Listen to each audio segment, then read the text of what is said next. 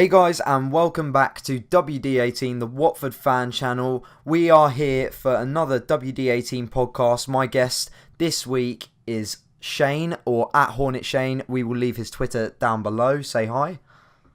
Alright guys, how are you all? Yeah, let us know how you are in the comment section, how you're feeling after the game at the weekend. So, cracking straight on into things, the game at the weekend against Swansea. Lovely 2-1 win away at a ground where we've notoriously not taken many points from over the years. What was your initial reaction to that game then, Shane? Oh, wow, what a game, eh? To be honest, it was a game where chances came at a bit of a premium, I think, for both sides. I think first half was quite, we had them kind of where we wanted. Andre Gray got his first goal. He's now off the mark, so crucial, I think, that he got that goal. That goal is going to help a lot of fans get behind him as well. Yeah, look, listen, I'm not going to be totally honest. I'm going to be totally honest with you. I've been one of those fans that have been a little bit on his back, questioned his attitude. I think in the last podcast that we did. But he's come back. He's kind of proven. He's proven some of his critics, including myself, wrong. So first half was okay. I think second half, though, I think Swansea were kind of getting themselves back into it. We gifted them a goal. All the talk about Gomez and everything kind of came to a boil. I think he really should have done better. He should have just grabbed the ball really, and then would have prevented. So as a keeper, I can say you're either meant to push that away a bit more firmer because he's got a hand to that. So it should have been like quite a strong hand to stop that sort of powerful shot, and then. He's been really solid at doing that kind of stuff anyway. Yeah. Recently, he just seems to be a little bit more nervous about, just grabbing the bloody ball. Really. Yeah, he did. I think his reflexes in the sense of when he's on the floor getting to grab the ball or getting back up. I've seen him get up quite slowly in a few of the last games and over last season. So I don't know if that's just age. 36 though, isn't it? I mean, to be fair. Yeah. He's a brilliant professional, very fit professional. But I think his age is starting to catch up with him now, maybe a little bit, in that sense. But at the end of the day, we've in the same way last season at Vicarage Road, we benefited from an Alfie Mawson howler. We managed to do the same again today. I mean. Yeah, let's talk about. But do you know what? I'm going to credit Richarlison for the finish. I mean, that was a brilliant finish as well, and his celebration as well. His tiny nipples. I mean. Oh my! That became like a big thing, like on Twitter about his nipples being so tiny. It's just a bit weird, to be honest. It's a bit strange, but I don't know. It's just nice to be like slightly awkward and a bit weird after what was, I think, a must-win game.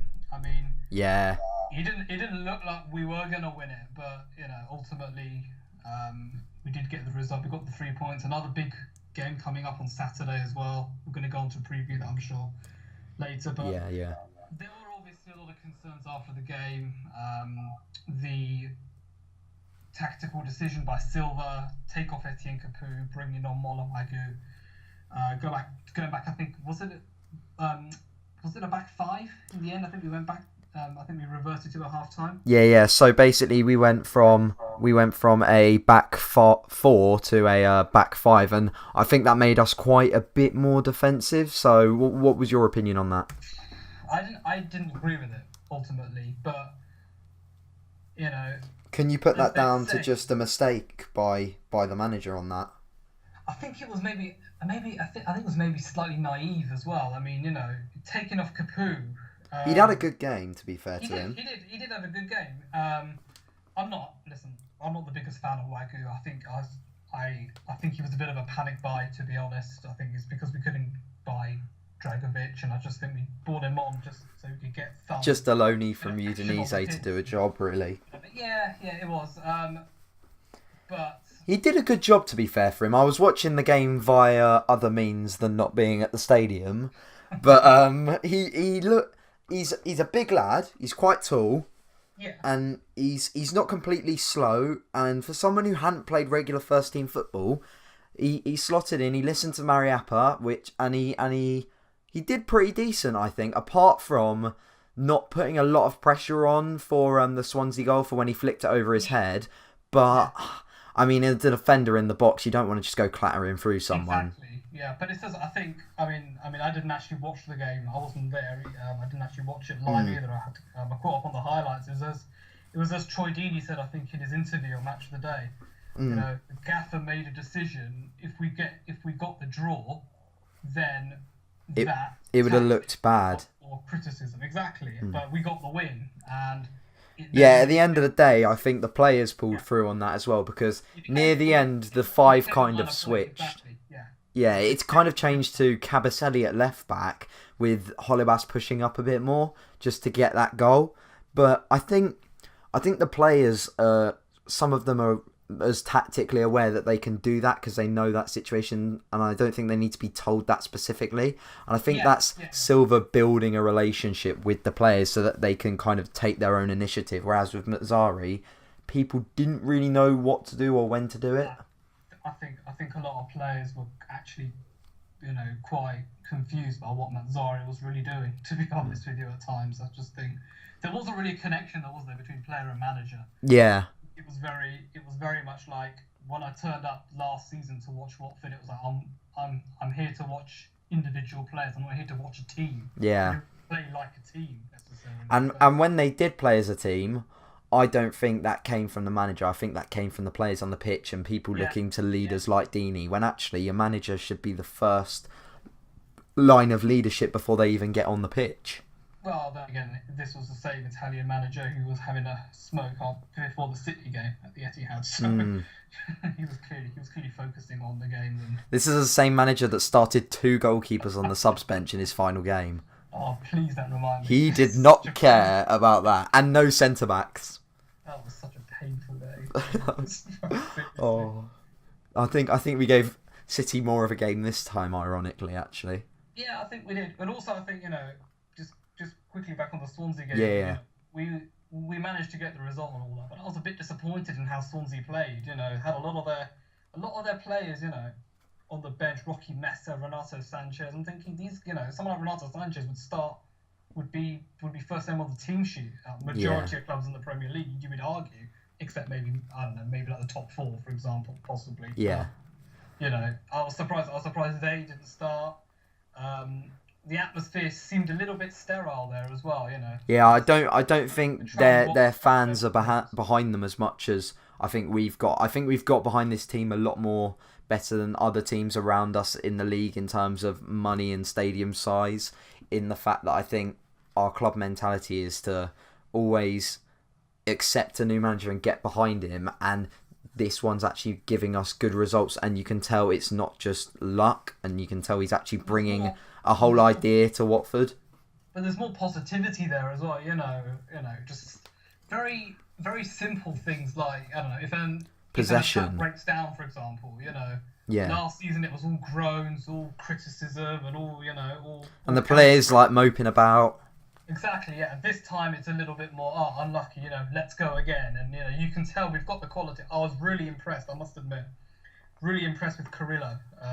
He looked so comfortable on the ball. There were a few moments. Really well, I think. Really held his own on the right. I think Richarlison obviously was. He managed to get the goal. Very skillful. Wait a second. I've just remembered there was a commenter on the channel after the Swansea game that said we need to pronounce it Carrillo, and he is from Peru.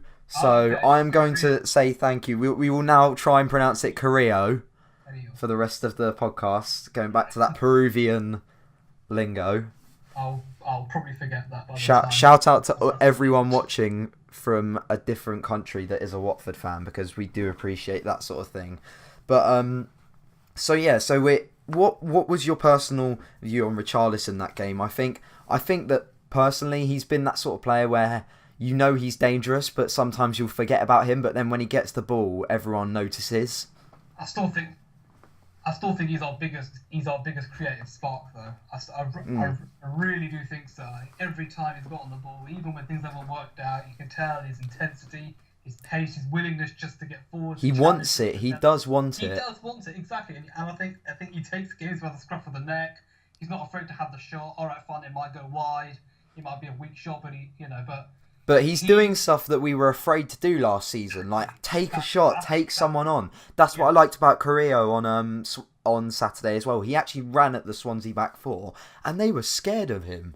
They were scared, yeah, exactly, yeah, they were. And I think, obviously, our attack gets a lot of mention. I've got to give a massive, massive shout out to Andrew Mariappa. I thought he had a brilliant game. Yeah. Back there. Oh, for such a short centre back, he is good in the air, and he's an absolute leader for what started at the season as our fourth or fifth favoured centre back behind Prodl, Britos, and Cabaselli. He can bark orders at a defence and lead them. Yeah. He's not afraid to do that. He's an experienced professional, though, isn't he? Yeah, he's been around block a few times, and I think we were crying out for a leader at the back when Prodl left. When Prodl's not when he's injured, it does look like a big hole. He prevented a massive goal scoring opportunity as well. Yeah. Remember that? Oh. Was that when Cabaselli hurt his head? When he hurt his head and Mariappa dived in front of right. Bonnie. Yeah, that was a brilliant challenge. Saving opportunity. I mean, that one, that goal goes in, it's 2 on Swansea, and it's a completely different game. We could be on this podcast having a rage about half times tactics. Yeah, as things are at the moment. But, it's encouraging to see him put in a performance like that. I'm not sure when Prodl's back, I do follow these different those injury kind of websites and stuff. I'm not sure. Yeah. I think he's back for the Arsenal game, Prodl. I'm not entirely sure as to his time out. I'm not sure if he's going to return for the West Brom game. But it's good to see that Mariappa's stepping up. He's been the leader there. Cabaselli looked good as well. Yeah, I think to be fair to Mariappa, though, when Prodl does come back, he might have to move back to the bench, because I feel like Cabaselli and Prodl will work better than Mariappa and Cabaselli or Mariappa and Prodl. I feel like Prodl is as much as of a leader as Mariappa is, and I think they're very similar players. So without sounding harsh, I do think Prodl will be able to take that place back when he's back to 100% fitness. No. Without any shadow of a doubt, Prodl's our best centre back. But obviously, it'd be interesting to see where the likes of Yudis Kabul will also kind of fit into this as well, because he's injured, and it's good to see our squad depth. I think that's something that we haven't had in the last few seasons, where you can say, well, this player's got injured, but we've got a quality player or someone that's up to that standard, and not even up to that standard, willing to work for the team. It's also great as well, like when I'm thinking about the squad and I miss out a player, it just shows how much we've got in our squad. The number of times I've missed out, players like Tom Cleverley in the midfield, and I remember we've got him. And I remember actually we were talking about the strikers in a previous recording that we were doing, and I forgot to mention Mara Zarate as well, and his return. Yeah, his return will be good, I think. Yeah. He got some decent minutes in the under-23s during the week. Our under-23 team is actually banging. It's so good. I was really upset. I looked at the team squad like, oh my gosh, this looks brilliant, and we lost, and I was like, oh well. Yeah, exactly. I know. I was expecting a bit more, but it was good to see Okaka getting back into there again. That I think is crucial. That little behind the scenes, whatever has gone on there, hopefully is being sorted out. Because I just think the more Zarate, Okaka, Dini, and Gray, that is some nice competition between them, I think. All slightly different play styles. You've got the two small, quick guys, and then you've got the two big lumps that do a work shift. And ultimately, as I said, Gray got his first goal. He's in there now. And, I think he'll be much more confident now. Massive weight lifted off his shoulders now as well. He can relax. He did look a lot relaxed after that goal. Yeah, he can. But I still think Gray's more suited for our away games, though. Yeah. I think Dini at home is very good, because I think it gives something else for the crowd to get behind, because Dini is so passionate, and I don't know if he went to a different club he'd have that level of passion with them. I'm not sure he'd have the connection, though. Yeah. Like, he's built an absolutely brilliant relationship with this club. Like, coming from Walsall and then being given the chance after his bad boy status, when everyone looked at him with a bit of discontent, and like, people didn't. But you know what? He's pulled his socks up. He's done his dues. He's come back to the side. He's captain of the team. Led us to promotion. and now we're in our 4th season in the Premier League. Yeah, that's something. That's something. I am waiting for his autobiography because that will be brilliant read. Yeah, and that's the thing as well, because obviously everyone was talking about, Deeney over the summer. Will he go West Brom? Will he go Leicester and all that? I just can't see how are they better than us? Yeah, and what can they offer that we can't offer? Literally. Bizarre, because you have all these writers and all these pundits all saying, "Oh, West Brom will be an upgrade." Would it? Would it? Really? Playing on the Pulis? And you know what? I think after the end of this season, people are gonna hopefully, if we continue in this vein of form, and I think we can now be looking at a top half finish. I think people we got tipped for relegation by a lot of people this year, and I think we are actually gonna say wake up. Last 3 seasons, though, isn't it? Yeah. Watford will go down. Watford finished 19th. Oh, boring. Come on. I'll tell you what. 442, best football magazine in the UK, predicted us to finish 18th, and I'm sat there head in hand saying I admire this magazine and how their intellect is about football, but their predictions and the assumptions that clubs can make about Watford. It's just, I don't know. I just think when people see Watford, they see the constant change of manager. That's all they see, They don't see the connection that we have that clubs don't have. They don't see that, They see, all they ultimately see when they come to review Watford for the season is, change of manager, Troy Deeney. That's it. Troy Deeney needs to score a lot of goals for them, otherwise they'll struggle. Exactly. And actually, our midfield score loads of goals. Exactly, yeah. I'm really happy with our midfield and their goal scoring because you see Southampton, our defensive midfielder and our right back. Yeah. Both very good finishes.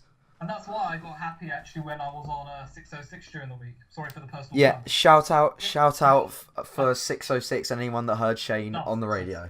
Absolutely love 606 because they're fair and Robbie Savage was very complimentary. He says it how it is. Yeah, exactly. But I'm waiting for us to play Arsenal. Then I'm going to phone up on Sunday and get. I'm waiting us to play Arsenal and for us to stand next to Arsenal Fan TV. But yeah, Arsenal Fan TV should be awesome. So we've had this win at Swansea. Talked about Southampton as well. 3 away wins on the bounce. Not been done since. Someone tell me the year in the comments below, but it's not been done for a while at Watford. So what? Remember, I had the year. I can't. It's 1984. Somewhere probably something like that. But I'm pretty sure they mentioned that on Match of the Day, didn't they? Yeah, they were talking about Marco Silva. Watford. I think we won 1 or 2 away games last year. Not many. We won 3. We won 3 away last year. We've already done that this season, and that just shows, I think, the difference between squads. It shows the difference I think it shows the difference in the mentality of the squad, the manager. I've said it before, I'll say it again. There's just a different vibe around Watford now. There's just a different feeling around the fans. It's so much positivity. It's infectious. Yeah. But at times last season as well, apart from, I'll pick up probably 3 games from last season that I think we genuinely played really well in. Arsenal away. At home, Arsenal away, Everton at home, I think were the 3. And even Everton at home, I was nervous. Yeah. Man U at home, Arsenal away. We've given in the last year Arsenal their only loss at the Emirates. I know. Oh, that was... that is a lovely statistic. That was just brilliant. I was like, who was that L against? Oh, hang on. I was just like, that was Niang's debut as well. So that was when our whole team had an attitude into that game of we need to work together for this. And we didn't display that attitude for most of the last season, but I can see that attitude has been there every game this season, even against Man City. There was a slight lower in it, but it was still there. We were still fighting for things, and we still had chances, especially in the first 20 minutes. Yeah, and I think look, I said it before, but the Richarlison chance in that City game, if that goes in, it's a different game. But ultimately, we're not going to get judged on games like City. They are a world-class team. They've got brilliant players. Players that you'd only dream of seeing. Just to see last night, De Bruyne just turn around and put it in the top corner. What a finish that was! That is the golfing class from the Premier League. it is, and I think look, I tip City to become the champions. I think they'll get the closest to winning the league. United have an annoying habit of just winning games. They can be again against Southampton on Saturday. It doesn't have to be glamorous. Lukaku turned up, scored the winner. That's it, and everyone goes mad. And United fans are happy, but I still think we play United in November in midweek. I still think we can give them a really, really good game. Actually. Is that a home or away match? Home, isn't it? Home match, yeah. No. We play them away on the last day of the season. Oh, that would be lovely. Imagine if we beat Man United. Imagine if we beat Man United away to stop them from winning the title or something like that. Just Richarlison's tiny nipples make a reappearance. Or laughing at Mariappa. Oh, just from out of nowhere, Britos just leaps like a salmon. That's the only thing I like about Britos, is that his jump is humongous. Absolute limbs in the away end, can you imagine? So, to pull us back down from earth after those little fantasies is quite a situation with Nathaniel Chalobah. Unfortunately, he has had surgery on his fractured kneecap. And where do you think that is gonna? How do you think that's gonna affect us? Because I think it'll be a big blow, but I think we can push through it with our squad. First of all, I'm absolutely gutted. Same. I am absolutely gutted. He's 22 years old. It's been said before. He's got a lot of talent. He's got a lot of skill. England regular now. Yeah, he's had a really solid start for us. I've loved the way he's played, but it just seems to be our luck at the moment, doesn't it? All these injuries, and I'm starting to think Mazzari put an injury curse on this squad for some reason. I'm starting to hope that we get all our injuries out the way at the start of the season. Yeah. So it comes to Christmas and we've got a full strength squad against teams that are depleted. I'm kind of hoping for that as well, but I think the message the club put out about it was that we hope to have Nat integrated back in the side again by the new year. I think it's going to be after the new year, to be honest. I think I kind of try to soften the blow as much as I can, but listen, it's a big blow. There's no doubt about it. We've got the players in the squad to kind of rectify it, but Nat as a player, he's going to be a huge loss. I think what's going to happen now, and I kind of hinted at this on Twitter, I think Silva's made his intentions pretty clear. I think a lot of people have said they want to see Tom Cleverley drop back and put Pereira in his position.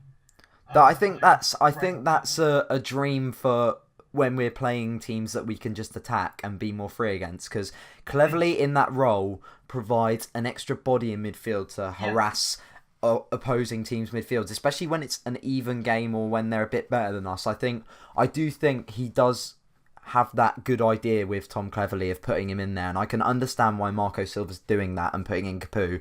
I just think the fans want to see what would happen if he did drop back and we did play that attacking. And I think the fans want to see more attacking football. The fans want to see goals and attacking football at the end of the day. Pereira, I think, obviously he's been back fit for a while now. He's not been risked by Silva.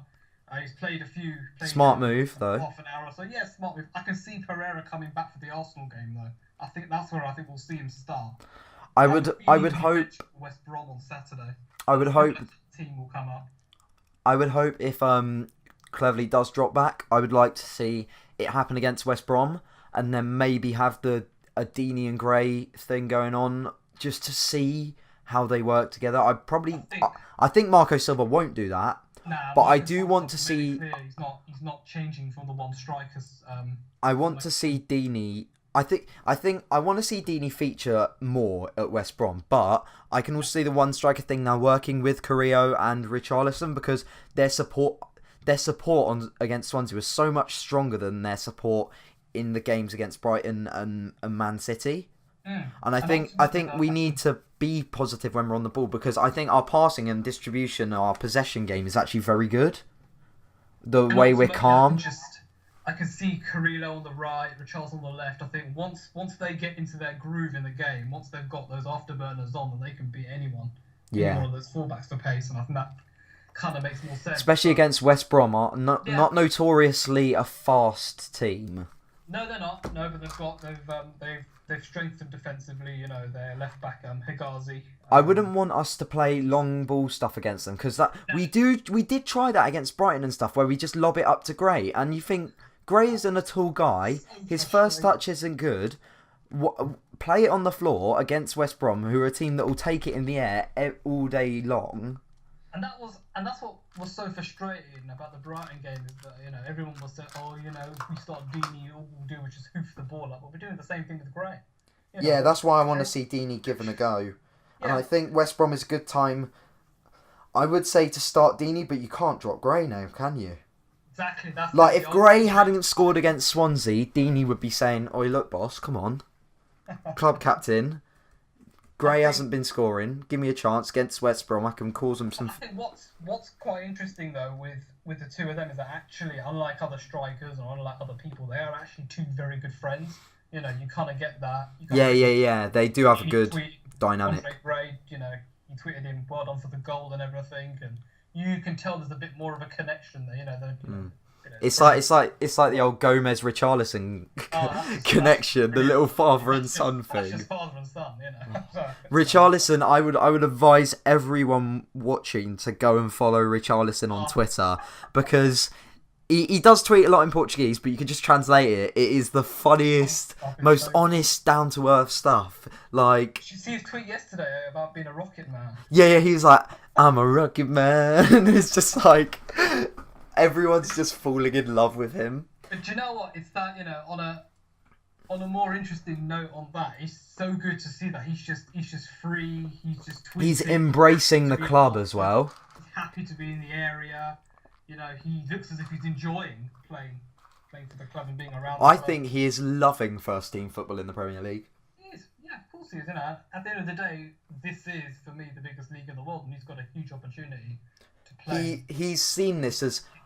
I think he's being realistic, and that he knows we know that he will probably move on from the club in a year or two. Yeah. But he said in an interview he's like, "I've got a dream of playing for Dortmund," and this is the sort of place where you can make a name for yourself and attract that interest. And I think he's realising that if he works hard at this, he's got a really good chance of Brazil national team. He was playing for the under-23s, scored against England last year. It's things like that. And also, I'd like to shout out the tweet today from him, which translated to "so happy because my English teacher isn't coming today." Which is just classic. It's like he's so down to earth. Like he doesn't want to be taught stuff, but he's doing it because he's in England. But it's like the little kid in all of us. Like, I don't want lessons. Do you know what? As long as he's happy, as long as he's freely tweeting, stuff like that, and as long as he's playing with Watford on FIFA. As long as he's playing well, I don't really care what he tweets, frankly. His English teacher doesn't have to turn up every week. Yeah. Tell you what, his English, if he stays happy, he doesn't have to learn English. Yeah, exactly. He's not the manager, he's not Mazzari. I would say one thing as well, actually, on that topic. Sergio Aguero has been playing Premier League football now for how many years? He still can't do 5 years. The debut in English. So, it served him all right, so... No one really cares about that when he's banging him in every week. Yeah, exactly. Yeah. So we've talked about Chalobah and we've talked a bit about West Brom, but a couple of questions about the West Brom game to kind of end regarding the team and how you think we'll do. First of all, Gomez. What is happening with Gomez? I think Gomez will start. What do you want? I was thinking about this the other day, actually. I'm thinking Gomez will be first choice keeper for this season. End of story. I can't see Carnes is coming in. I think Carnes will start for FA Cup matches, possibly towards the back end of the season. But I still think Silva have all the trust in Gomez. I still think he'll start. He looked a little bit shaky against Swansea. It was a much improved performance though. He made a couple of good saves though, to be fair. Yeah, he did. But that's a typical Gomez performance. Looks a bit shaky, makes some good saves, kind of covers for it until he makes a huge mistake. And when he does make a huge mistake, because he makes one a season, I'd say, because there was one against Stoke last season at home. Yeah. But the Chelsea game as well last season, it was 1-0 up. Yeah. Shot by Hazard, he should have saved it. Yeah, but that's why he scores again. Just annoying. Yeah. But then John Terry tries to head it back to the keeper and we score. I don't mind losing 4-2 to Chelsea because I don't mind that sort of performance from a team, and I think we can see this year when we we have a good balance, I think, between attack and the defence at the moment. I think that's held together by Doucouré and Chalobah. Obviously, Chalobah's gone, so I think Capoue will kind of fill that role quite well. Because this has got to be, Capoue's looking at this, I think, licking his lips, thinking, this is my time to show why I should... No, absolutely. He's got the talent, and that's the frustrating thing. He's always had that talent. He has, and I think he's been... I don't know, there's a lot of question marks around Capoue. A lot of fans question his attitude, rightly so. I think, I've been a big defender of his, but ultimately when he's on form, and I think he still has a lot to give to the team. But this is now a big opportunity for him. He would have seen Chalobah as much as he would have been upset that his teammates out injured for as long. He's thinking, right, this is now my big chance. My chance to force my way into the team and to force myself back into the heart of the fans. And I think it's partly that as well, because, I'm sure he's heard some of the criticism that's been levelled at him recently. But as I say, rightly so. But yeah, I think Capoue will start in the midfield. I think Cleverley will start with Carrillo, Richarlison. Up front, I'm a little bit 50-50. I'm not sure. I want to see Troy start. I really do. I think if Troy starts, it'll be with Gray. Yeah. But I'm not sure Troy and Gray will start up top. I'm not sure Marco Silva will take that risk. For that reason alone, I think Andre Gray will start. I think if Deeney can prove to Marco Silva some way that he can defend as well as attack, and I think he did that quite well against Swansea when he came on. Even though he was like the main man, he was putting in challenges, throwing himself about. Even for the Richarlison goal, that was his inception. Yeah. So he did what he had to. I mean, he played right mid last season for some games. Like, yeah, I know. What was going on there? But he still put a shift in. The less we play Deeney as a winger, the better we'll do. This is a big chance. Everyone's going to be talking about this going into the game. The chance for us to get our 4th away win. 4 away wins in a row. Putting us... It's going to be a tough game because ultimately we all know what Tony Pulis is like. We all know what kind of football he's going to play. We all know like how annoying it's going to be. It's going to be a frustrating game. I'm looking forward to everyone's favourite pantomime villain, Alan Neon, making another return. He's just hopeless though. Should be good. I can't wait for that. He had his... I think he did have his best year with us. He did, yeah. But there were... Monday night, I mean, that penalty... That was quite funny. He's got 2 right elbows or something. Seriously. Yeah, and his touch, and he just looks a bit like Bambi on ice. He does. Yeah, he does. He doesn't fill me with much confidence. I mean, frankly, when he was a Watford player, he didn't fill me with that much confidence either. To be honest, it was just like, it was like a given that he'd start at right back, basically. Yeah, exactly. Yeah, and I think that's great to see that we've gone from Alan Neon to Janmat and Femenia. Oh, Femenia, man. Oh, I love him. First of all, can I say about Femenia, why have EA given him 78 pace on FIFA 18? Do you know what? I'm so angry with the FIFA ratings as well. I know Jacob did a video. Yeah, Richarlison 73 rated. Silva, you mad? I know he's like new, but come on, mate. Yeah, rubbish anyway. Absolute rubbish. Great, rant over. Exactly. Yeah. No, but on another very serious note, I'm looking forward. Saturday, I'll be at the game. I'm looking forward to seeing Alex Oxlade-Chamberlain on the bench for West Brom. So yeah, he's not had much time, obviously, to integrate himself with the team. He chose West Brom ahead of us. So good luck to him anyway. Alex Oxlade-Chamberlain. Yes, Alex Oxlade-Chamberlain. Isn't he at Liverpool? Yes. I'm really confused. There was an inside joke there. Never mind. Oh no! I sound. Podcasts are gonna get it. I wonder how many listeners are gonna get it. I'll probably get a few DMs on my Twitter. Few comments just like, oh yeah, I got that. Robin, you're so stupid. Someone's like, shut up, Diesel. I'll just reply like, shut up, mate. No, but is there any other points you want to make before we go into score predictions to wind up the podcast? Let me think about it. Are you positive? Am I positive going into the West Brom game? Yes, I'm very positive going into the West Brom game. I think we can get a result. I I said it before. Swansea was a must-win. This is a must-win. You know, you only have to look at our fixtures in October. Yeah. We've got some really tough games. I think Swansea was a must-win, but I think this isn't a must-win as much because we've won at Swansea. I think if we'd not won against Swansea, if we'd drawn or lost, this would have been a massive game for us, just to prove where we are. But I still think it's a big game. But I think the squad, I don't think the squad will treat it worse. I think the squad will be more confident about it and believe in themselves a bit more. What's interesting as well though is that obviously I've mentioned the October. You know, I'm confident we can get a result out of it. I'm confident we can get a result against Arsenal as well. I just think there's always something in Arsenal whenever we play them. You know. They don't look solid. They've been solid at Vicarage Road as well. Every time they've come over, you know, they've usually got the game sewn up by half time. Normally. Yeah. But it's games like Chelsea that I just think, do you know what? We'll turn up, give it a go, but I'm not confident with Chelsea. Well, Stoke City at home. I think we can get the win in October, but yeah, home, nice to get a win. Home to anyone outside of the top 7 or 8, you've got to look at that as winnable.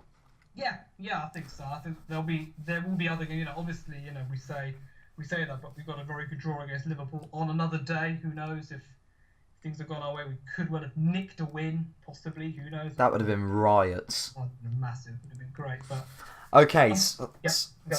So we are going to go into score predictions. I'll go first because then I want to end it on yours.